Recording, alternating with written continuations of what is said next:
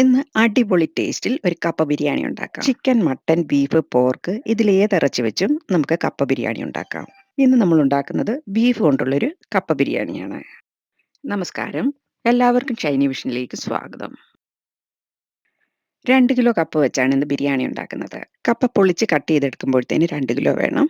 അപ്പോൾ അതനുസരിച്ച് 2 കിലോയ്ക്ക് മേളിൽ കപ്പ എടുത്താലേ പൊളിച്ച് കട്ട് ചെയ്ത് വരുമ്പോഴേക്കും 2 കിലോ ആവത്തുള്ളൂ. കപ്പ ഇതുപോലെ ചെറിയ കഷ്ണങ്ങളാക്കി കട്ട് ചെയ്ത് വെക്കാം. ഇതിലേക്ക് 1.5 കിലോ ബീഫുമാണ് എടുത്തിട്ടുള്ളത്. ഇതിൽ 1 കിലോ മുഴ നെഞ്ചും ഇതിൻ്റെ ഒപ്പം 1/2 കിലോ എല്ലില്ലാത്ത കഷ്ണങ്ങൾ കൂടിയാണ്. ഈ എല്ലൊക്കെ വെന്ത് കഴിയുമ്പോൾ ഒരു ജ്യൂസി ടൈപ്പ് ആയിട്ടുള്ള എല്ലാണ്. അതുപോലെ ഇതിൽ കുറച്ച് നെയ്യൊക്കെ കൂടുതലുണ്ട്. കപ്പ ബിരിയാണി ഉണ്ടാക്കുമ്പോൾ കുറച്ച് നെയ്യോട് കൂടിയുള്ള ബീഫ് വേണം എടുക്കാൻ. മുഴ നെഞ്ച് വെച്ച് കപ്പ ബിരിയാണി ഉണ്ടാക്കുമ്പോഴാണ് കപ്പ ബിരിയാണിക്ക് നല്ല രുചി ഉണ്ടാവുക. അതുകൊണ്ട് മുഴ നെഞ്ച് തന്നെ ചോദിച്ച് വാങ്ങണം. ഇനി ഇതുണ്ടാക്കാൻ തുടങ്ങാം. 20 അല്ലി വെളുത്തുള്ളിയും ഒരു വലിയ കഷ്ണം ഇഞ്ചിയുമാണിത്. ഇത് ചതച്ചെടുത്ത് മാറ്റി വെക്കാം. കുക്കർ അടുപ്പത്ത് വെച്ച് 4 ടേബിൾ സ്പൂൺ എണ്ണ ഒഴിച്ച് ചൂടായി വന്നിട്ട് ഇതിലേക്ക് കുറച്ച് പട്ട, തക്കോലം, ഗ്രാമ്പൂ, ഏലക്ക ഇതെല്ലാം ഇട്ട് കൊടുക്കാം. ഇത് എണ്ണയിൽ കിടന്നൊന്ന് ചൂടായി വരുമ്പം ഇഞ്ചിയും വെളുത്തുള്ളിയും ചതച്ച് വെച്ചതൂടെ ചേർക്കാം. പിന്നെ ഈ വെളുത്തുള്ളി ഇഞ്ചി നന്നായി വഴണ്ടി വന്നിട്ട് 4 സവോള ചെറുതായി അരിഞ്ഞതും 2 പച്ചമുളക് നടുകെ കീറിയതൂടെ ഇതിലിടാം.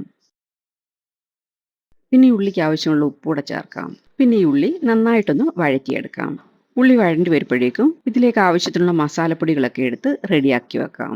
ഇത് ലോ ഫ്ലെയിമിലോട്ടാക്കി വെച്ചിട്ട് മസാലപ്പൊടികൾ എടുക്കാം. 1/2 ടീസ്പൂൺ മഞ്ഞൾപ്പൊടി, പിന്നെ 1.5 ടീസ്പൂൺ മുളക് പൊടി, 2 ടീസ്പൂൺ മല്ലിപ്പൊടി,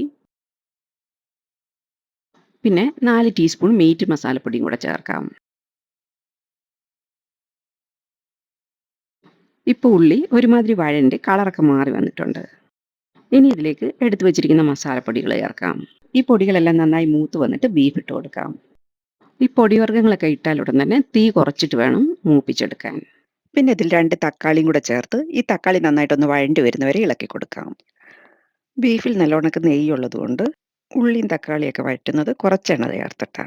2-3 മിനിറ്റ് ആയപ്പോഴേക്കും തക്കാളിയൊക്കെ നന്നായി വഴണ്ടി വന്നിട്ടുണ്ട്. ഇനി കഴുകി വാരി വെച്ചിരിക്കുന്ന ബീഫ് ഇതിലോട്ട് ചേർക്കാം. മസാലയൊക്കെ ബീഫിൻ്റെ എല്ലായിടത്തും ആകുന്ന പോലെ നന്നായിട്ട് മിക്സ് ചെയ്ത് കൊടുക്കാം.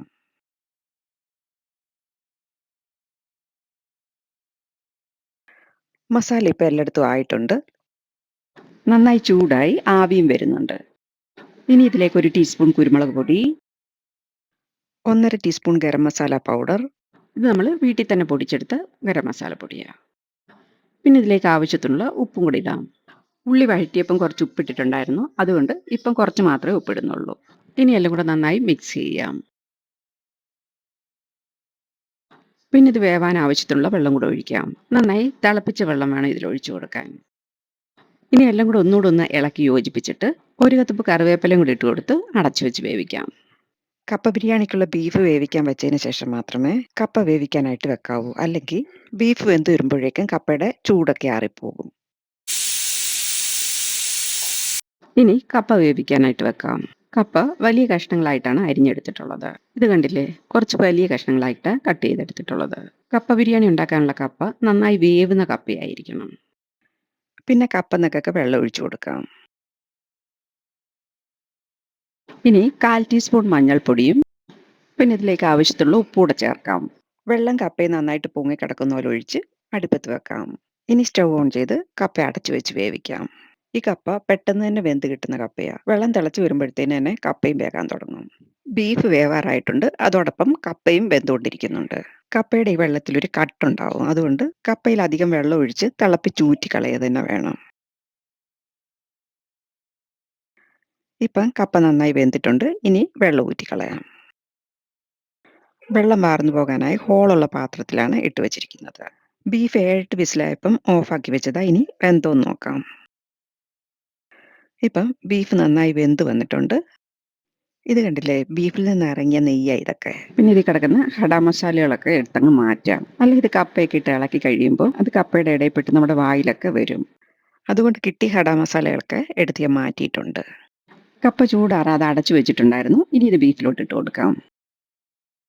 കപ്പയും ബീഫും ഒക്കെ ഇടാൻ പറ്റുന്ന പോലെ ഒരു വലിയ ചെരുവ് എടുത്തിട്ടുണ്ട്. ഇത് രണ്ടും കൂടി ഇട്ടിട്ട് നമുക്ക് മിക്സ് ചെയ്യാൻ സൗകര്യത്തിനുള്ളൊരു പാത്രം തന്നെ എടുക്കണം. സ്റ്റൗ ഓൺ ചെയ്ത് തന്നെ ഇരിക്കുക. ബീഫും തിളച്ചുകൊണ്ടിരിക്കുന്നുണ്ട്. ബീഫ് ഇതുപോലെ കുറച്ച് ചാറോടുകൂടി എടുക്കണം. എന്നാൽ ഇതെല്ലാം വെന്ത് റെഡിയാകുമ്പോൾ കറക്റ്റ് പാകത്തിനാകത്തുള്ളൂ. ഈ തിളച്ചുകൊണ്ടിരിക്കുന്ന ബീഫിലേക്ക് വേവിച്ച് വെച്ചിരിക്കുന്ന കപ്പ നിരത്തിയിടാം. പിന്നെ ഇതിന് മുകളിൽ ഉള്ളി കട്ട് ചെയ്ത് വെച്ചിരിക്കുന്നതും കുറച്ച് കറിവേപ്പിലയും കൂടെ ഇടാം. പിന്നെ ഇത് അടച്ചു വെച്ച് 10 മിനിറ്റ് ലോ ഫ്ലെയിമിലിടാം. തീ കുറച്ചിട്ട് വേണം വെക്കാൻ. ബീഫ് കുറച്ച് ചാറോടുകൂടി ഉള്ളതായതുകൊണ്ട് അടി പിടിക്കത്തൊന്നുമില്ല. 10 മിനിറ്റിന് ശേഷം തുറന്നു നോക്കാം. ഇനി ഇത് സ്റ്റൗവിൽ നിന്ന് താഴെ ഇറക്കി ചൂടോടെ തന്നെ എല്ലാം കൂടെ നന്നായിട്ടൊന്ന് മിക്സ് ചെയ്യാം. ബീഫിലുണ്ടായിരുന്ന ചാറൊക്കെ വറ്റി വന്നിട്ടുണ്ട്. കപ്പയും ബീഫും കൂടെ മിക്സ് ആക്കി വരുമ്പം ഒത്തിരി ടൈറ്റായിട്ടും ഇരിക്കരുത്, ഒത്തിരി ലൂസായിട്ടും ഇരിക്കരുത്. ഇതുപോലൊരു പരുവത്തിൽ വേണം. കപ്പ ബിരിയാണി നമുക്ക് ചൂടോടെ തന്നെ കഴിക്കാം. ഇത് നെയ്യൊക്കെ ഉള്ളതുകൊണ്ട് തണുത്ത് കഴിയുമ്പോൾ കട്ട പിടിച്ചിരിക്കും. അതുകൊണ്ട് ചൂടോടെ തന്നെ കഴിക്കാം. ഇനി ഇതിന് മുകളിലൂടെ കുറച്ച് സവോള ചെറുതായി കട്ട് ചെയ്തതും കൂടെ വിതറി ഉടൻ തന്നെ സെർവ് ചെയ്യാം. ഈ അളവിലുണ്ടാക്കി കഴിഞ്ഞാൽ 8 പേർക്ക് കഴിക്കാനുള്ളതുണ്ട്. നിങ്ങൾക്ക് എൻ്റെ ഈ വീഡിയോ ഇഷ്ടമായാൽ ലൈക്കും ഷെയറും സബ്സ്ക്രൈബും കമൻറ്റും കൂടെ ചെയ്യാൻ മറക്കരുതേ. Thank you.